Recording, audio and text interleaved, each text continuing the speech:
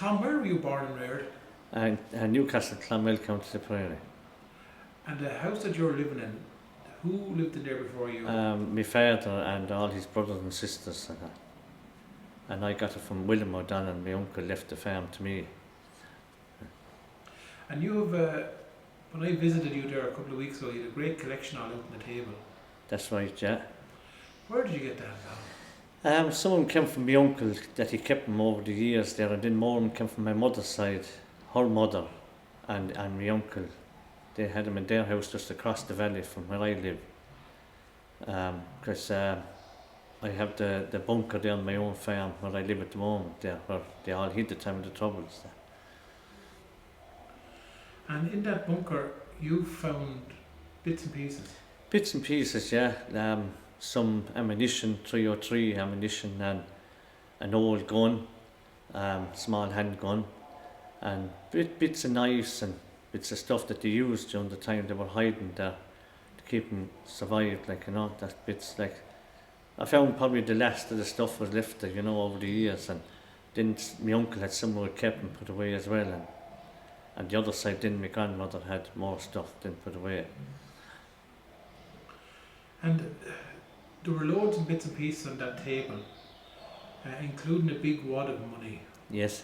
What was the story behind that? The story behind that was a picture of Michael Collins they had up in my grandmother's house for years and years. It was a big one and a big frame and kind of a thick back in it. And that money was sent to him for looking after him from the Collins Foundation and Dan Breen and letters all over the years. And she kept it at the back of the picture.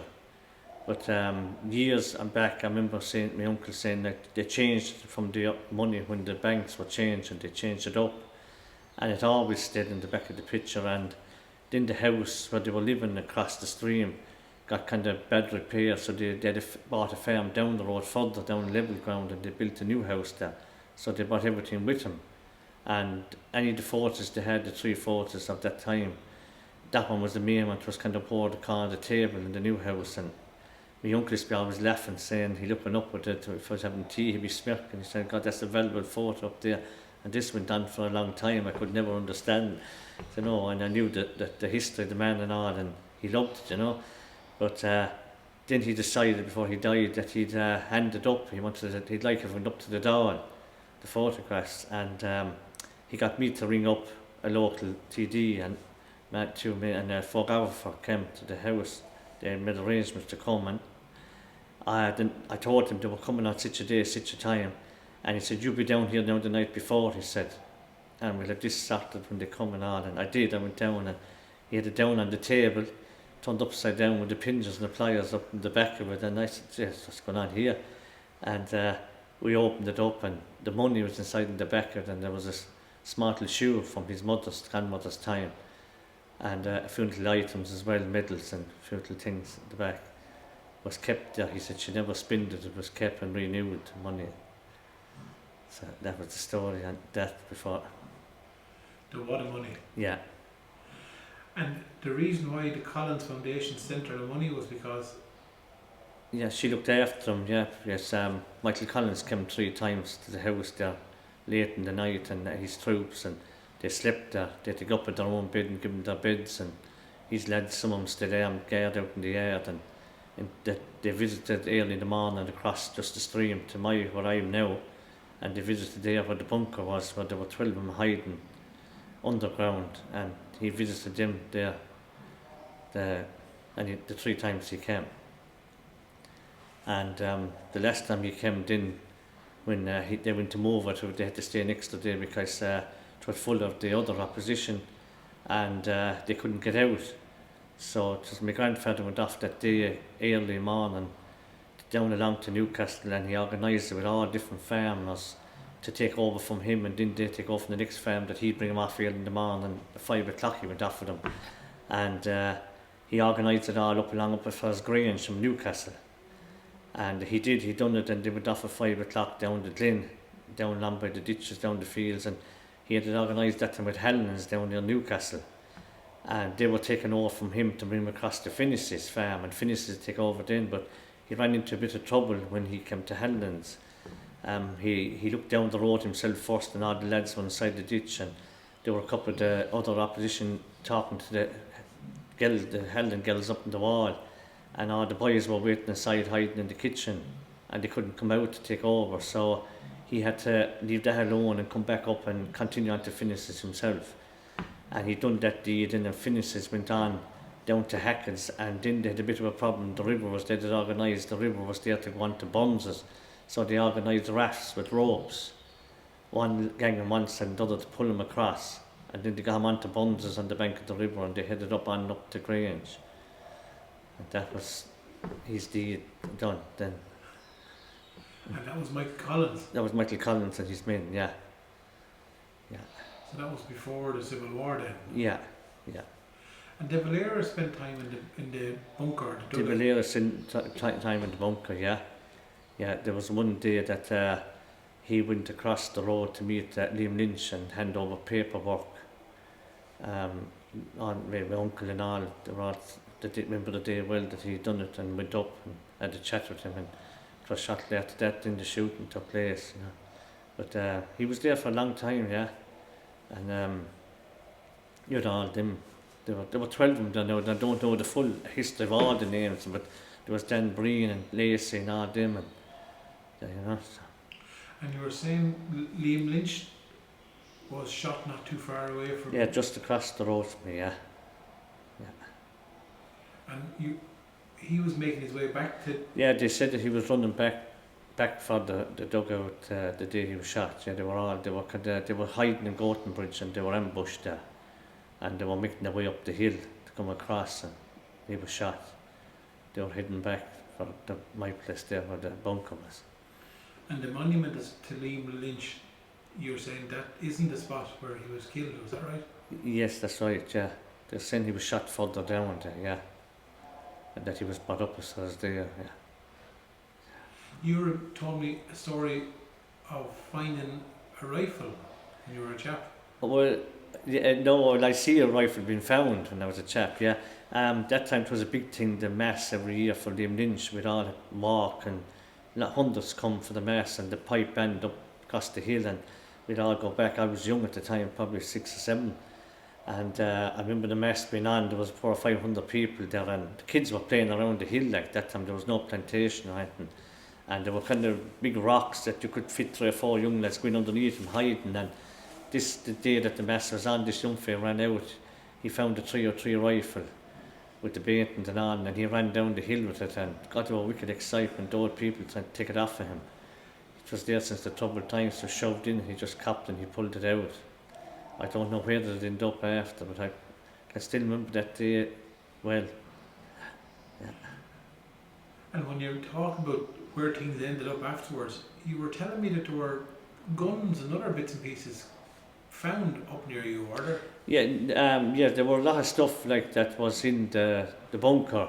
It was moved a couple of days after the trouble finishing, and it was hid up the road in a farm on the bank of a stream, and it stayed there for years and years and years until the flood came and kind of cut in underneath it. There was a brother and sister living there, and it fell out into the water and got washed down on the stream there. They went down one day bringing up cattle or sheep or something, and they saw it, but they rang the army, and the army made a big pile in the middle of the field with sandbags and blew it up there. Yeah. And were you ever told what was in the collection? No, I never really found out, but they were saying it was the big mortars and 303 guns and ammunition, and so there was supposed to be a Vickers machine gun as well that was used in the bunker at the time. Yeah. I was talking to an army man after, his poor man is dead now. He was there the day they blew it up, and he was telling me the kind of stuff that was there.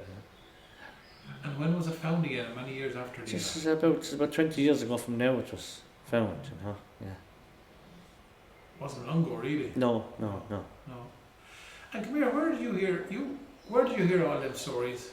All them stories were the hair standing in the back of your head from your father and your uncles and your mother and all the people belonging to you and the neighbours, and you know, you had it since you were a kid, like, you know, but everything went on and what happened and the way they were fed, like, and they were hiding down. It was the women were great people, like, you know, because they cooked the grub for them, and it was left in a different point of the ditch on the field, different nights, and it was one of the lads were hiding, would have to go out to a different point. He'd have to know the point of the field to pick it up in the corner, and to be different places. It wouldn't be the same place the whole time.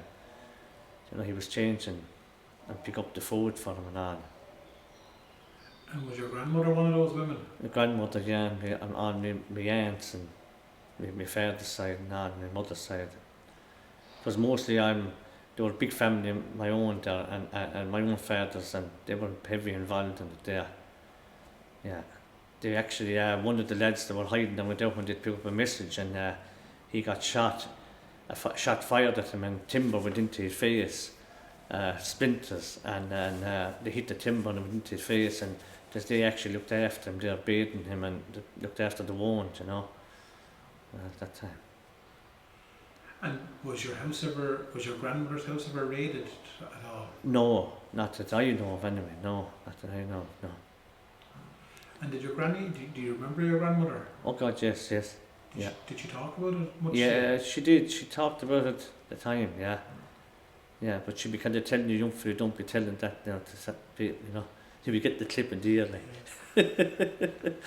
Yeah, you know. What would she tell you? I should be telling you the stories about the way that, you know, the knock would come to the door. It could be 2 or 3 o'clock in the morning. They had to get up and they'd have to give them all their beds and let them in and grub, and the lads would stay out there and get in the yard, you know. And there was one particular time they came to, there was a neighbour from Morrissey, he's dead now, and he was coming back from the pub. He didn't know there was a shot cut past the house, and he was singing a song. And the boys thought he was going to blow the cover, so he was captured and put into a hospital until morning, until they were gone. Yeah. So the boys would come middle of the night? Yeah, you wouldn't know they'd come. There's 3 times it happened, but you get the knock at the door, you know, and they had to give up their beds and all and look after them and feed them. And, yeah. Did she ever tell you how many men stayed? She was always saying there was about 15 to 20, like in the gang, you know, with him. Yeah. Different times. Sometimes it might be 10, sometimes it might be 15, you know, but it's up to about 20 the most, I think, ever. I remember the time he brought him down, he'd bring him down to the stream, all down along to 5 o'clock in the morning. I think it was the biggest time, I think, that. And did she volunteer to have her house as a safe house, or did it just happen? It just happened, I'd say, because you see, that time I suppose you had no other choice, and it just happened. And I suppose the bunker was so near, and then I suppose all the people around there were involved, and everyone knew one another, and the connection, and like they were all married close to one another, like, you know, that time. So that's an interesting one. All the neighbours were tight. They were all tight, yeah. It was a tight little area, yeah, and everyone knew what was going on, and you know.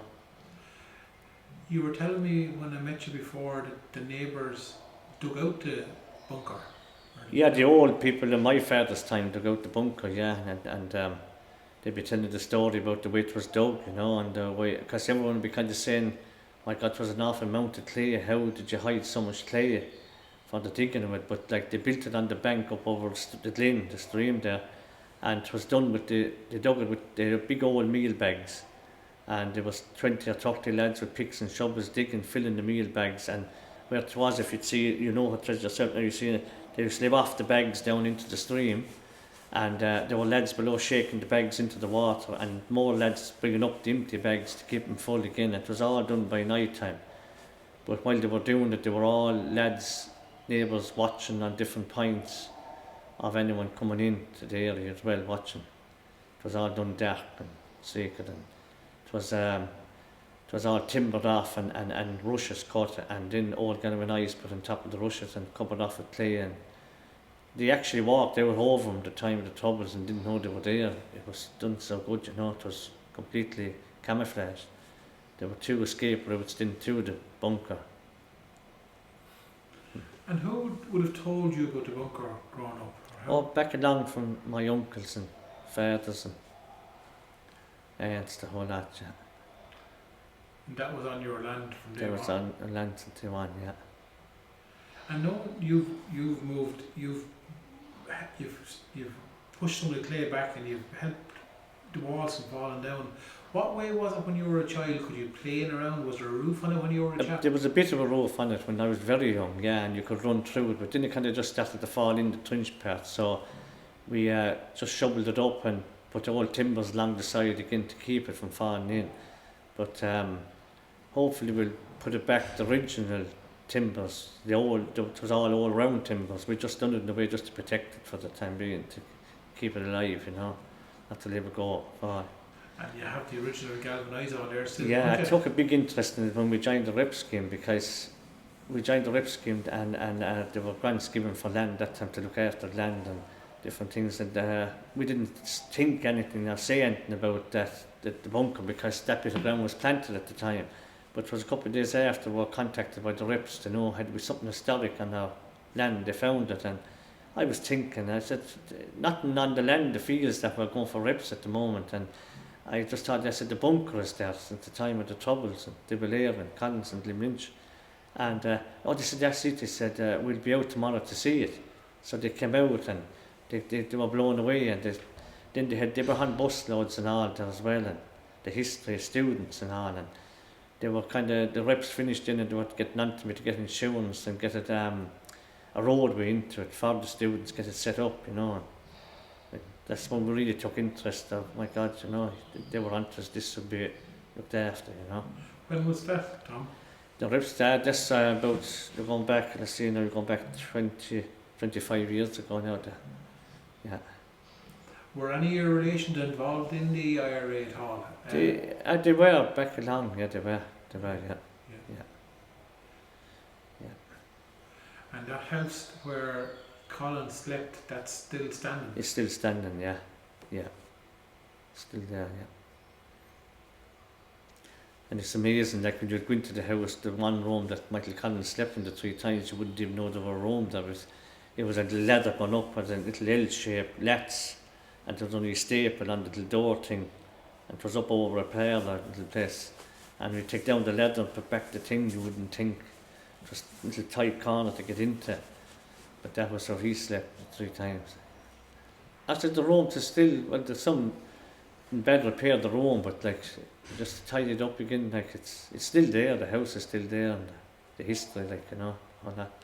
The roof is good in the house now. My brother had that house at the moment, So hopefully he's thinking of maybe doing it up, the history of it again now.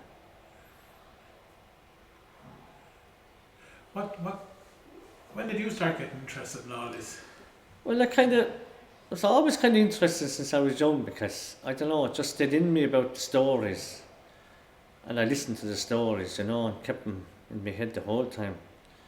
And I always had a kind of an interest in listening to old people, the stories, and take it in, it wasn't just a case of, that's nonsense, So I always kept it, and then, when, like I said, we got into the rep scheme and we had our history there, and what went on and the people fought for, what our own people put into it in the work, like. So, just kind of kept it going the whole time. And you're after giving some of your bits and pieces here into the museum? That's right, Jen. That was in my place. I found was kept by my uncle and my grandmother on the other side across the stream.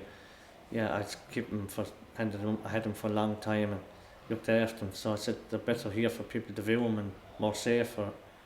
So at the time, going back the years, you didn't know whether you'd lose stuff or lose your history. Like, and it's nice to see a place like this that, this is that they're there and can be looked after, and they're safe. And as you get older, do you see the importance of that? Oh God, yes, yeah.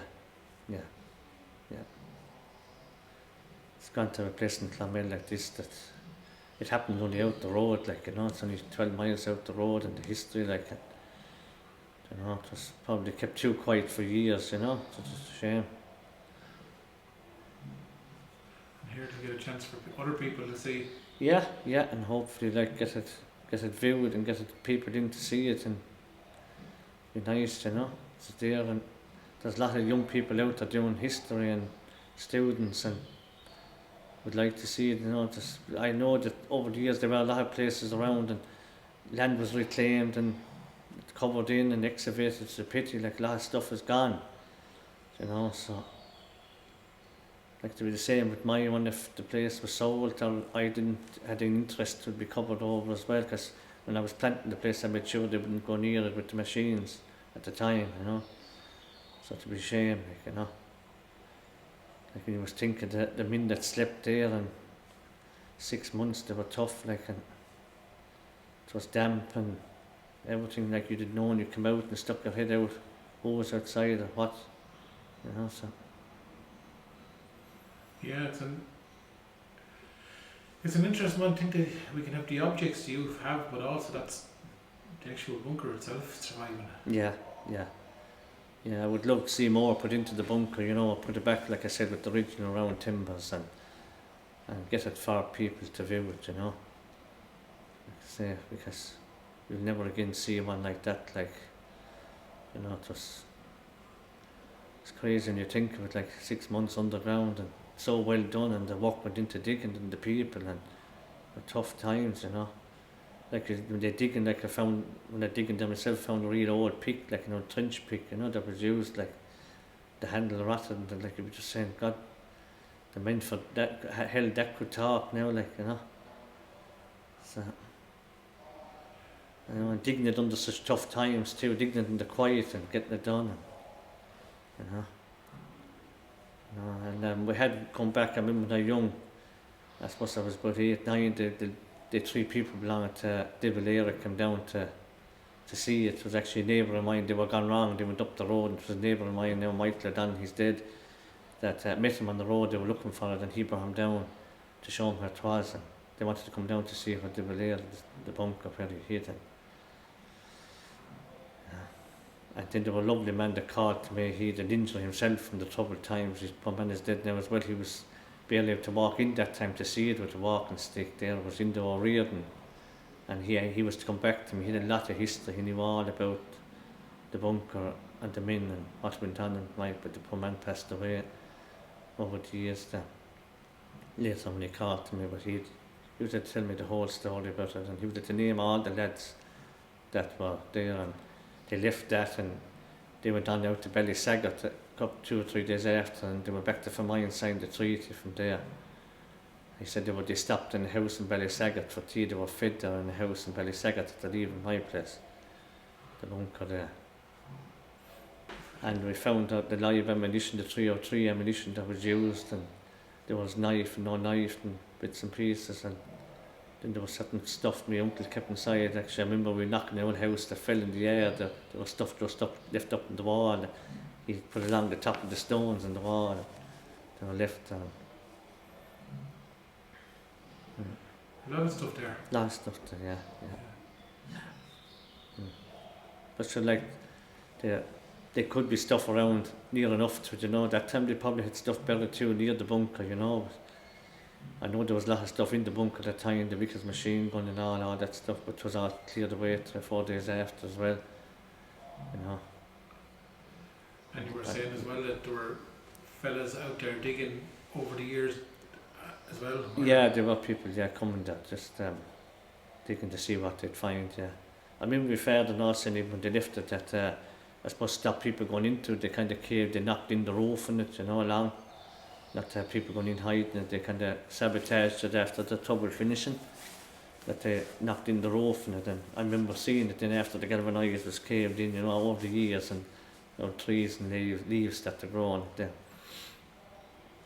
Was that in the main compartment? Yeah, the main compartment, yeah, they kind of broke it down when the trouble finished. This was where people wouldn't be going into it, you know. Isn't it time and unusual? You walked away. Who would have thought in your father's time they would have been knocking it down and saying that was, get rid of it? Yeah, just knock it in, yeah. And now we're trying to get it back to where it was. Yeah. I suppose that's the time does that, doesn't it? Time does that, yeah. Actually, like, just, it would be nice to get it back to where it was, because you're looking at a pre-63, you know, bunker, like, that's reality, that's what's there, like, you know, it's a pre-63, like, and be nice to get it back and get people to visit it, and memories of all the people, you know, everyone that fought and dug it out and fed people and kept people, like I said, like the women alone, like got fair play to them, like they're tough times, you know. Yeah, we forget sometimes that the women, they were at the cold face of it all when they could put up the men for the night, but then if the lads raided, they were the ones that were going to get the brunt of it. They were the ones, yeah, and they done the coking, they brought food out the quiet, like in places, and had to drop it off, and their own husbands or their own brothers went out in the morning out the door, they didn't know they were going to come back that evening, you know. Everything, it was a full-time worry, like. They were running the house, like, they were the main people, like, the house, like, you know.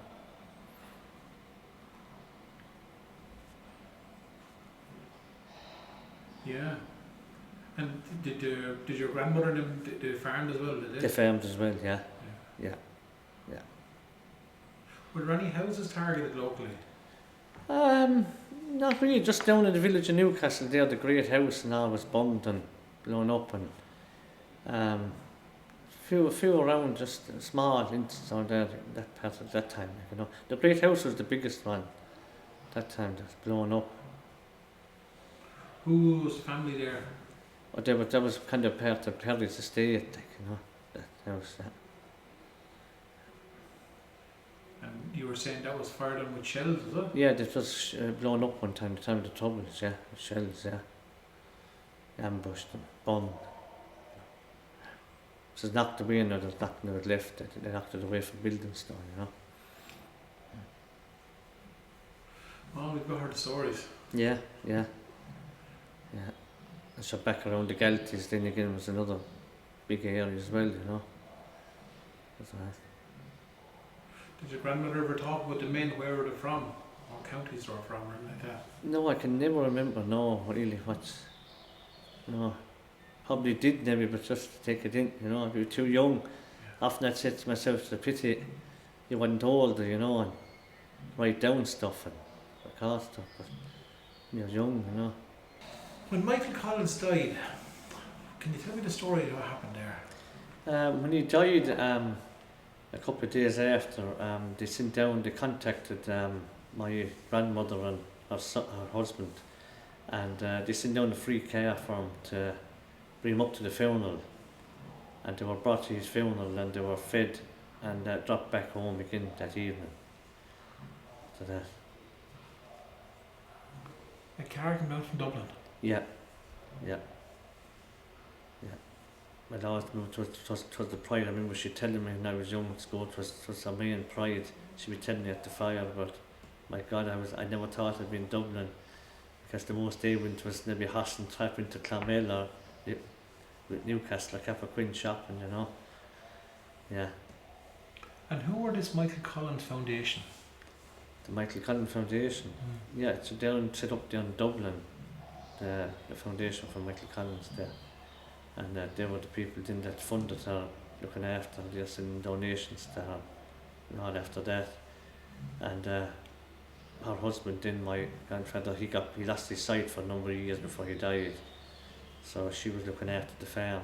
My grandfather was a cattle dealer. He used to buy cattle and marts, and he'd land taken in different places near the marts.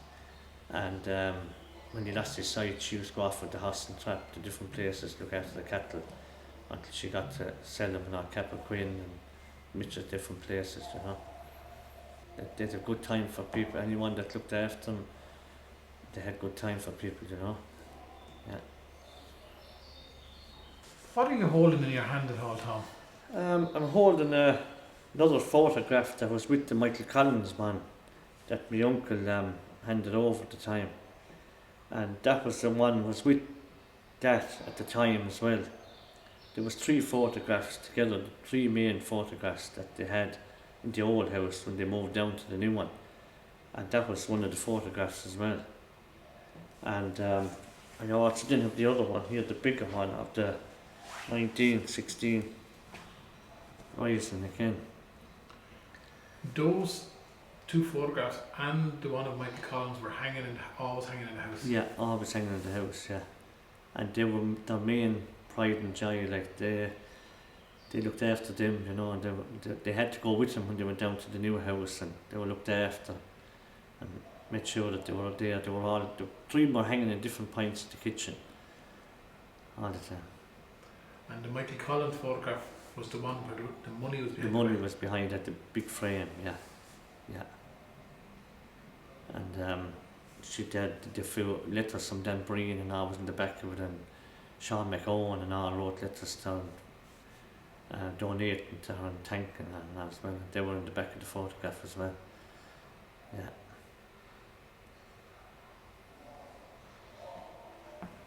£400 a punt, was it?